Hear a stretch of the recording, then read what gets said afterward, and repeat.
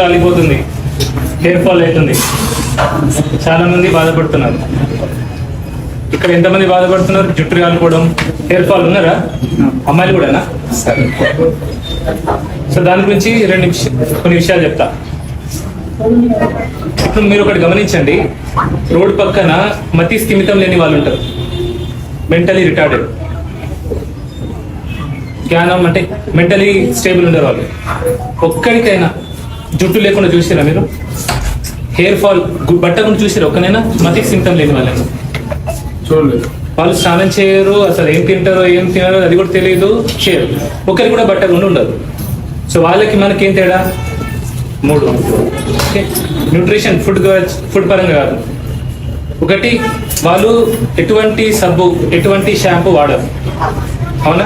ఎప్పుడో ఒకసారి స్నానం చేస్తారు, అసలు సబ్బు షాంపూ వాడరు.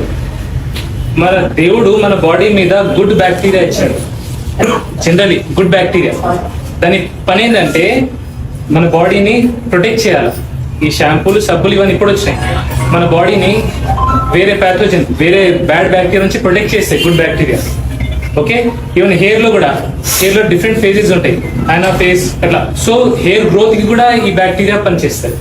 ఎప్పుడైతే మనం ఈ షాంపూలు సబ్బులు వాడతామో ఆ గుడ్ బ్యాక్టీరియా చనిపోతుంది.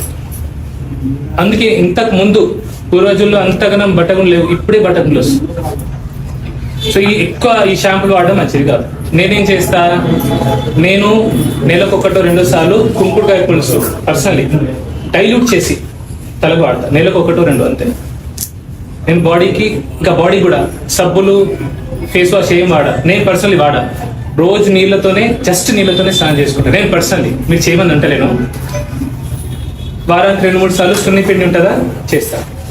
ఇన్ఫాక్ట్ మీరు సున్నిపిండి మీరు వాడితే, మీరు పర్సనల్గా ట్రై చేయండి, మీకు మీకు పర్ఫ్యూమ్ అవసరం పడదు, వాసన రాదు. ఈవెన్ ఆర్మ్పిట్స్ నుంచి, సంకల్ నుంచి కూడా వాసన రాదు.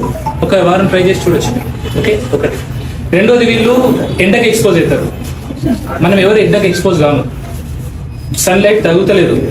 ఎక్కడుంది జుట్టు? ఎక్కడుంది? ఇక్కడ ఉంది. ఎక్కడైతే తల నుంచి సన్కి డైరెక్ట్ ఎక్స్పోజ్ ఉంటుందో అక్కడే జుట్టు ఉంది మనిషికి, లోపల లేదు. ఎందుకు?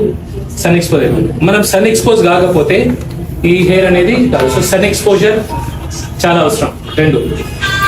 మూడోది, మతి స్థిమితం ఎవరికి లేదు? వాళ్ళకా మనకా? మనమేమో స్వార్థంగా మన కోసం, నా పిల్ల, నా బిడ్డలు, నా ఆస్తి, ఇదంతా వదిలిపోయేది తెలుసు మనకు.